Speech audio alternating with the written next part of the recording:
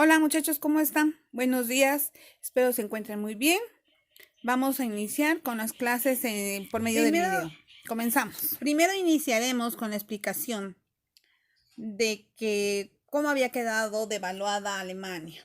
Alemania había quedado después de la Primera Guerra Mundial muy devaluada en su forma de pensar porque realmente necesitaba algo que la sacara adelante, porque le habían echado la culpa de todo lo que había sufrido en la Primera Guerra Mundial, el pagar todos los destrozos, el reducir su armamento, el reducir sus ejércitos. Eso lo había dejado totalmente desarmada, hasta como que ella se sentía violentada por las grandes potencias, porque todas se unieron para echarle la culpa precisamente a ella. Entonces vamos a empezar con el fascismo, que se da cuando la economía de los países industrializados controla a las grandes industrias.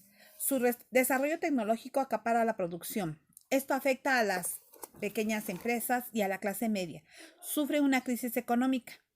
Estas devaluaciones y desempleos de la clase media se debilita y se reduce un efecto, y fue que los partidos políticos, que antes eran social y demócratas, ya no apoyaron a los intereses de los pequeños propietarios y funcionarios de pequeños agricultores y trabajadores. Es cuando se da el gobierno fascista, que se basa en el corporativismo, que es la alianza de todos los sectores sociales, obreros, estudiantes, empresarios, etcétera, en un partido único con un líder carismático. El fascismo es un sistema totalitario. El Estado, con una ideología oficial, interviene en todos los aspectos de la sociedad económica y cultural. Usa la violencia contra los críticos del régimen y la disciplina de los trabajadores, y se puede expandir territorialmente. Principalmente se dio en Alemania e Italia. También llegó a lo que era Inglaterra, Hungría, España y Francia.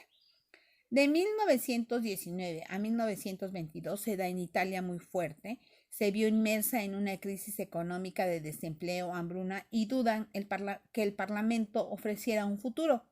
Se da Benito Mussolini, conocido como el líder Il Dulce, asciende rápidamente al poder. Su ideología es ultranacionalista, gana el apoyo y de los veteranos de guerra, estudiantes y sindicatos. Forma grupos de choque con los que ataca a rivales y ocupa oficinas del gobierno.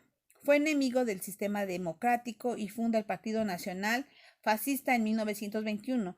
Gana el apoyo de industriales, terratenientes y banqueros. Luego moviliza las marchas a Roma y toma la capital con su partido y las principales ciudades, y exige que se le entregue todas las riendas del gobierno. El fascismo clausura lo que es el Parlamento y todo lo democrático y libertad sindical. Ejerce un poder autoritario, utiliza la guerra como medio de acción, censura la opinión pública e inculca miedo colectivo para evitar opositores. Prensa y educación fueron controlados a los industriales de oposición para que le dieran apoyo.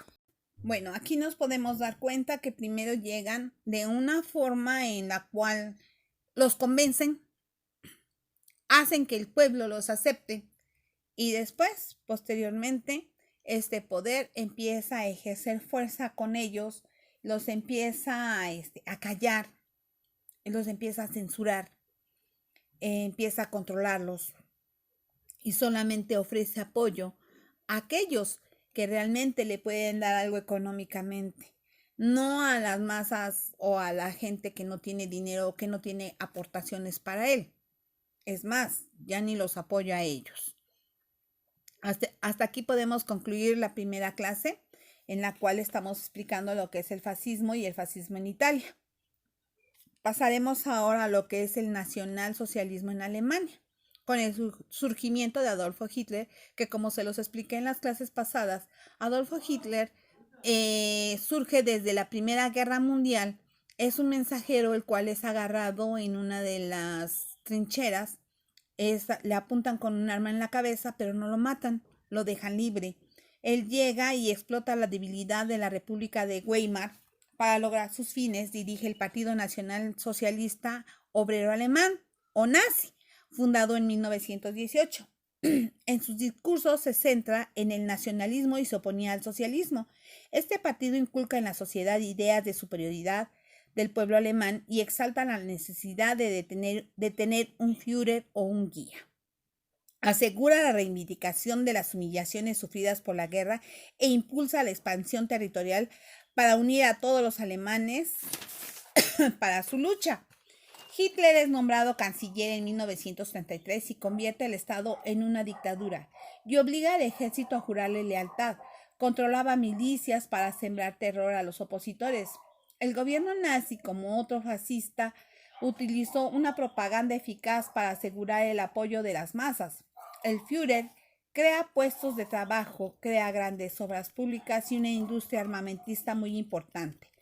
El orgullo perdido con la guerra fue restablecido. Una política fue la persecución de las minorías no alemanas y promovieron el odio contra judíos o antisemitismo que por sus actividades empresariales fueron señalados responsables de la crisis alemana. Bueno, pues aquí nos podemos dar cuenta realmente que Hitler inicia una lucha, pero tal vez esa lucha no fue nacional. Él venía de una unión de una persona judía con una persona alemana. Él quedó huérfano muy pequeño, se hizo cargo de su familia y un tío que le pegaba, lo sometía y eso fue creciendo su odio de Hitler. Ahora Hitler buscaba trabajo, pero los que tenían los grandes puestos, las grandes empresas eran los judíos y pues no les daban trabajo. Entonces ese era su odio, ¿no? Ahí empezó primero un familiar que le pegaba judío y luego tratar de conseguir dinero con puestos, pues él quería trabajar, eh, pero los judíos no le daban trabajo. Entonces ese fue su odio en contra de los judíos, no tanto fue que los alemanes odiaran a los judíos, porque dentro de las filas de los que estaban con este Hitler, los llegaron a odiar y llegaron a atentar contra su vida. Entonces no estaban muy de acuerdo con sus ideas, no lo apoyaban del todo. Podemos decir que inició su lucha por su odio, no por el odio de todos los alemanes hacia los judíos. De aquí podemos partir que inicia lo que es la Segunda Guerra Mundial. El hablar de hacer una nación fuerte, el hablar de tener una sola raza pura, que no hubiera esas combinaciones, que nosotros tenemos muchas como mexicanos, pero allá en Alemania, bueno, se buscaba esta raza pura, unir a los pueblos alemanes, que todos fueran con esa ideología, el creer en esa nación, creer en esa bandera, en esa sangre, en esa raza fuerte, ¿sí? Eran muy inteligentes, ellos crearon mucha tecnología, ellos crearon en la Primera Guerra Mundial los submarinos, los aviones, los tanques, todo este nuevo armamento, metralletas, que los apoyó mucho en su guerra, pero que realmente los obligaron a reducir todo este armamento, todo este ejército y todo lo que ellos fueron logrando poco a poco, pues aprovecharon las demás naciones, los demás que invirtieron en otras cosas y que él invirtió para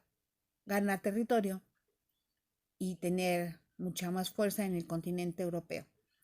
Espero esta explicación les haya servido, les sirva demasiado, los ayude y los haga que crezca esa investigación. O lo que a mí me gustaría es que ustedes investigaran mucho más allá de lo que nos da un libro. ¿Por qué? La guerra mundial, las guerras mundiales se pueden separar en muchas cosas, se pueden dividir, buscar desde cómo vivió una familia, desde cómo se desarrolló los eventos en una colonia, en una comunidad, en un país, cómo fueron atacados, cómo se fue dando este enfrentamiento entre las naciones, cómo se fue saliendo adelante de todo esto. Entonces, sí me gustaría que en ustedes surgiera esto de la investigación, no nada más escuchar, no nada más leerlo de un libro. La historia nos lo da o podemos recabar todo este conocimiento de muchos libros, de mucha gente, de lo que vemos en una hemeroteca, películas. De ahí podemos recabar más información que a lo mejor no está plasmada en un libro. A lo mejor ahí es donde la podemos encontrar, deducir, sacar nuestras ideas propias y y poder sacarlas al mundo y que la gente entienda, comprenda por qué estamos viviendo de esta manera estas guerras actualmente, porque si se dan cuenta, esta pandemia surgió en China, que está en contra del gobierno estadounidense, y ahora los que más sufrimos, bueno, somos los demás países por un pique que hay entre dos naciones, ¿no? Entonces, les doy las gracias por escucharme. No sé si les sirva demasiado mis videos. Espero les gusten. Los hago con mucho corazón. Y gracias por escucharme. Hasta luego.